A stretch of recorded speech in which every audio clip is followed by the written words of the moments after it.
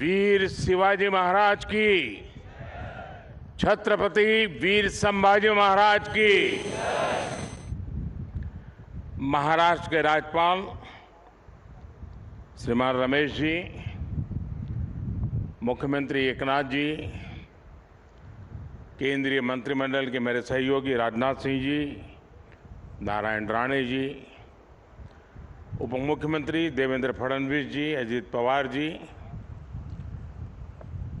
CDS general Anil Chauhan जी, नौसेना प्रमुख admiral R Harikumar, नौसेना के सभी साथी और सभी मेरे परिवारजन, आज 4 दिसंबर का ये ऐतिहासिक दिन हमें आशीर्वाद देता है। सिंधु दुर्ग का ऐतिहासिक किला, मालवण तारकर्ली का ये खूबसूरत किनारा, चारों ओर फैला छत्रपति वीर शिवाजी महाराज का प्रताप, राजकोट फोर्ट पर उनकी विशाल प्रतिमा का अनावरण और आपकी ये हुंकार हर भारतवासी को जोश से भर रही है। आपके लिए ही कहा गया है, चलो चलो नई मिसाल हो, बढ़ो नया कमाल हो, झुको नहीं, रुको नहीं, बढ़े चलो, बढ़े चलो। मैं नौसेना परिवार के सभी सदस्यों को नेवी डे पर विशेष रूप से बधाई देता हूं। आज के दिन हम उन शूरवीरों को भी प्रणाम करते हैं जिन्होंने मातृभूमि के लिए अपना सर्वोच्च बलिदान दिया है। साथियों, आज सिंधु दुर्ग की इस वीर भूमि से देशवासियों को नौसेना दिवस की बधाई देना वाकई अपने आप में बहुत बड़े गौरव की घटना है। सिंधु दुर्ग के ऐतिहासिक किले को देखकर हर भारतीय गर्व से भर जाता है। छत्रपति वीर शिवाजी महाराज जानते थे कि किसी भी देश के लिए समुद्री सामर्थ्य कितना जरूरी होता है।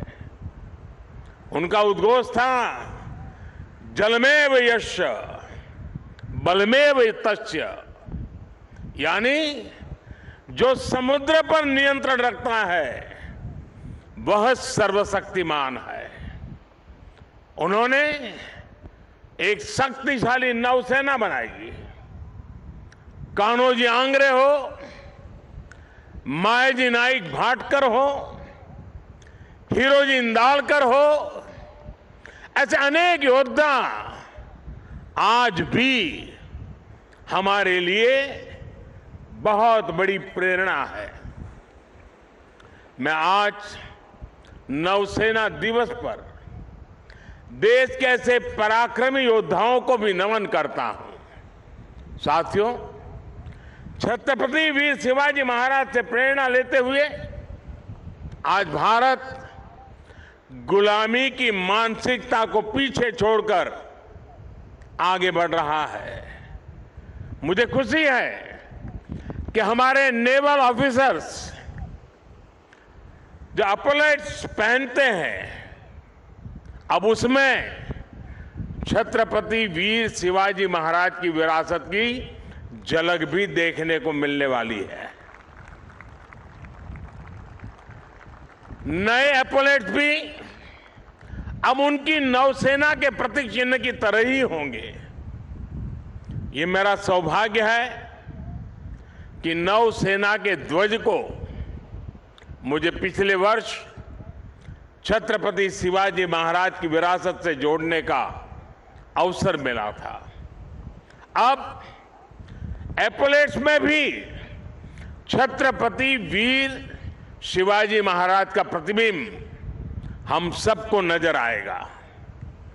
अपनी विरासत पर गर्व की भावना के साथ मुझे एक और घोषणा करते हुए आज गौरव हो रहा है।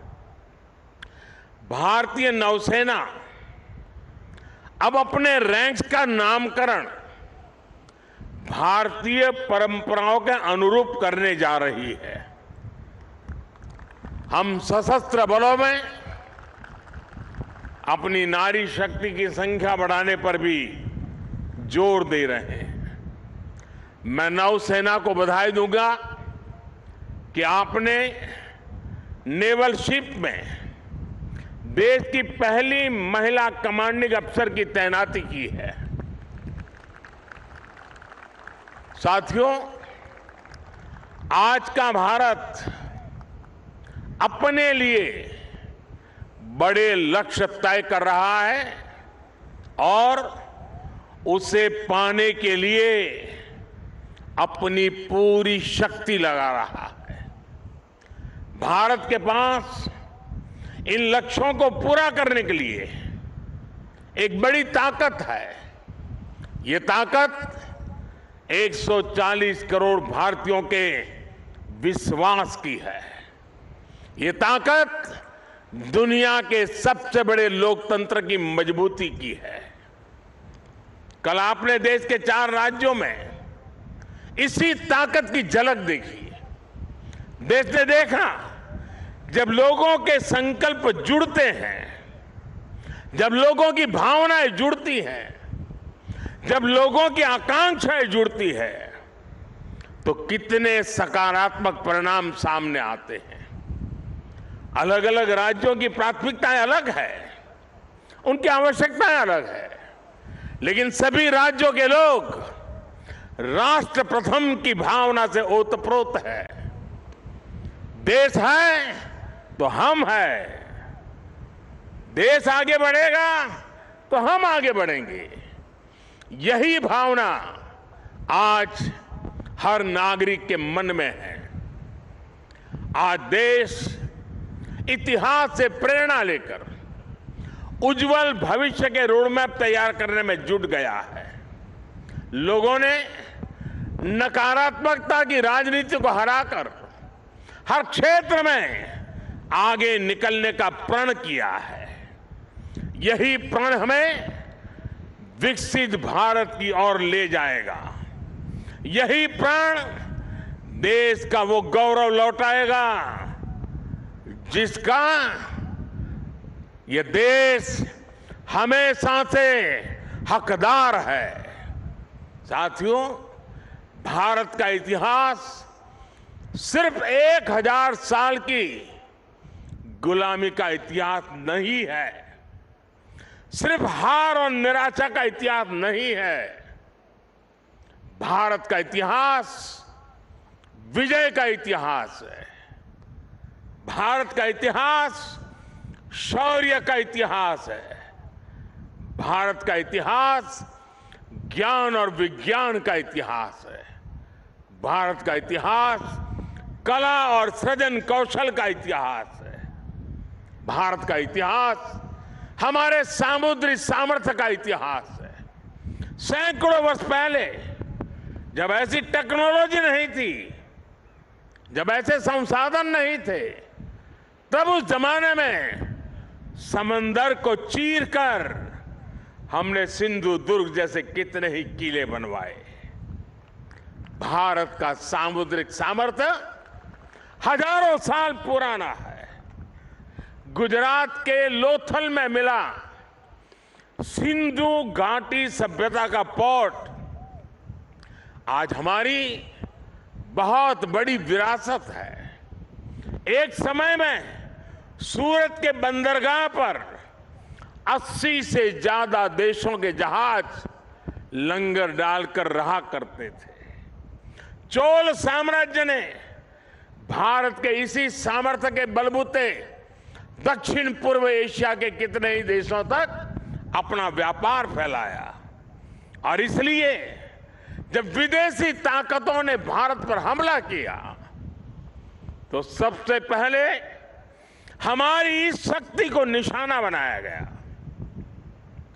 जो भारत नाव और जहाज बनाने के मशहूर था, उसकी ये कला, ये कौशल, सब कुछ ठप कर दिया गया। और जब हमने समंदर पर अपना नियंत्रण खोया, हमने अपनी सामरिक आर्थिक ताकत भी खो दी। इसलिए आज जब भारत विकसित होने के लक्ष्य पर चल रहा है तो हमें अपने इस खोए हुए गौरव को फिर से पाकर के ही रहना है। इसलिए ही आज हमारी सरकार भी इससे जुड़े हर क्षेत्र पर फोकस करते हुए काम कर रही है। आज भारत ब्लू इकोनॉमी को अभूतपूर्व प्रोत्साहन दे रहा है। आज भारत सागर माला के तहत पोर्ट लेड डेवलपमेंट में जुटा है। आज भारत मैरीटाइम विजन के तहत अपने सागरों के पूरे सामर्थ्य का इस्तेमाल करने की ओर तेज गति से बढ़ रहा है। मर्चेंट शिपिंग को बढ़ावा देने के लिए भी सरकार ने नए नियम बनाए हैं। सरकार के प्रयासों से बीते 9 वर्षों में भारत में सी फेरर्स की संख्या में 140% से ज्यादा बढ़ोतरी हुई है। मेरे साथियों, ये भारत के इतिहास का वो कालखंड है जो सिर्फ 5-10 साल का नहीं बल्कि आने वाली सदियों का भविष्य लिखने वाला है। 10 वर्ष से भी कम के कालखंड में भारत दुनिया में 10वें नंबर की आर्थिक ताकत से बढ़कर 5वें नंबर पर पहुंच गया है और अब बहुत तेजी से 3रे नंबर की आर्थिक महाशक्ति बनने की तरफ आज भारत अग्रसर है।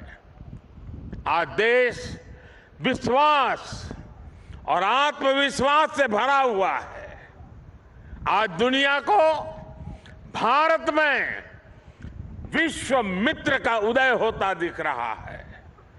आज स्पेस हो या फिर समंदर, हर जगह दुनिया को भारत का सामर्थ्य दिख रहा है। आज पूरी दुनिया Bharat, middle east, Europe economic corridor की चर्चा कर रही है। जिस स्पाइस रूट को अतीत में हमने खो दिया था, वो अब फिर से भारत की समृद्धि का सशक्त आधार बनने जा रहा है। आज मेड इन इंडिया की चर्चा पूरी दुनिया में हो रही है। तेजस विमान हो या किसान ड्रोन, यूपीआई सिस्टम हो या फिर चंद्रयान 3, हर जगह, हर सेक्टर में मेड इन इंडिया की धूम है। आज हमारी सेनाओं की अधिकतर जरूरतें मेड इन इंडिया अस्त्र शस्त्र से ही पूरी की जा रही है। देश में पहली बार ट्रांसपोर्ट एयरक्राफ्ट का निर्माण शुरू हो रहा है।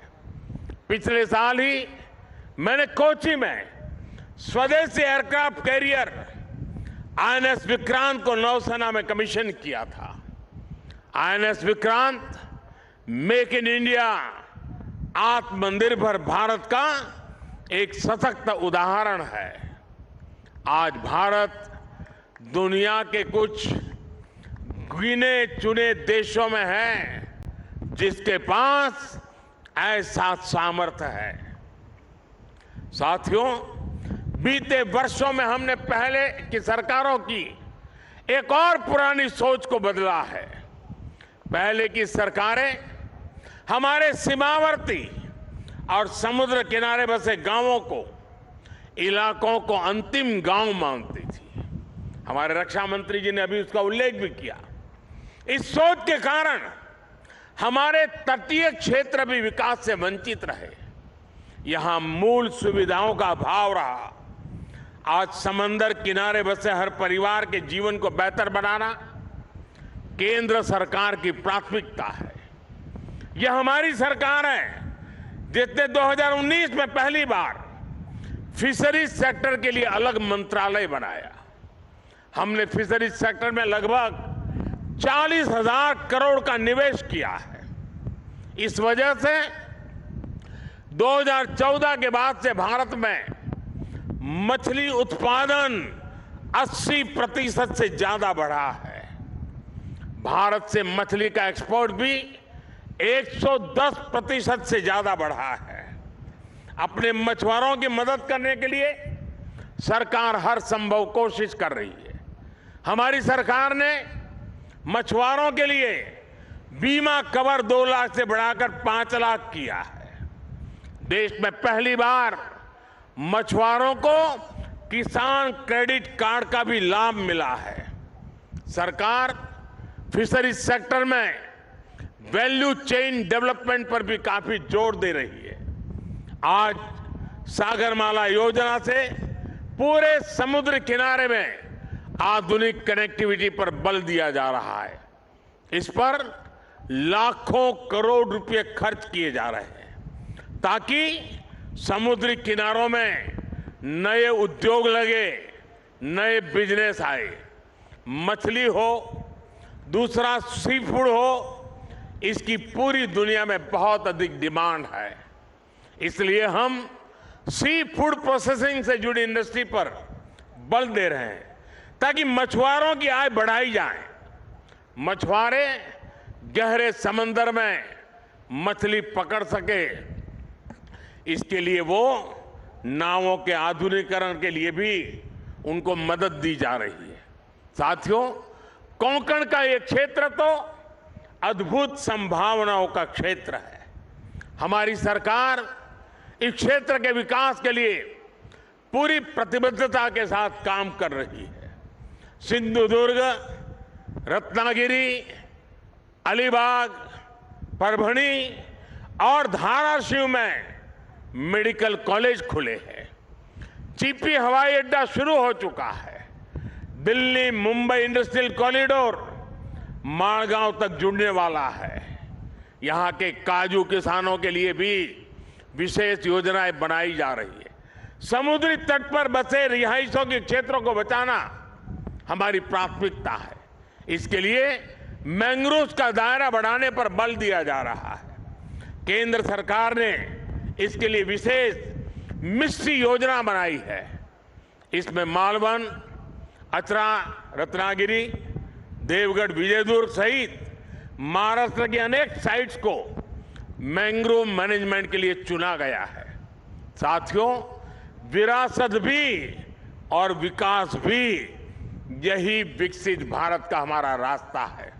इसलिए आज यहां इस क्षेत्र में भी अपनी गौरवशाली विरासत के संरक्षण का प्रयास हो रहा है। छत्रपति वीर शिवाजी महाराज के कालखंड में जो दुर्ग, जो किले बने हैं, उनको संरक्षित रखने के लिए केंद्र और राज्य सरकार संकल्पित है।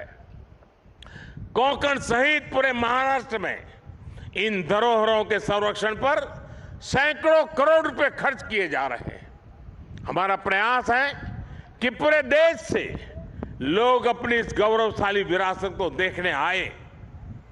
इससे इस क्षेत्र में टूरिज्म भी बढ़ेगा, रोजगार, स्वरोजगार के नए अवसर भी बनेंगे। साथियों, यहां से हमें अब विकसित भारत की यात्रा और तेज करनी है।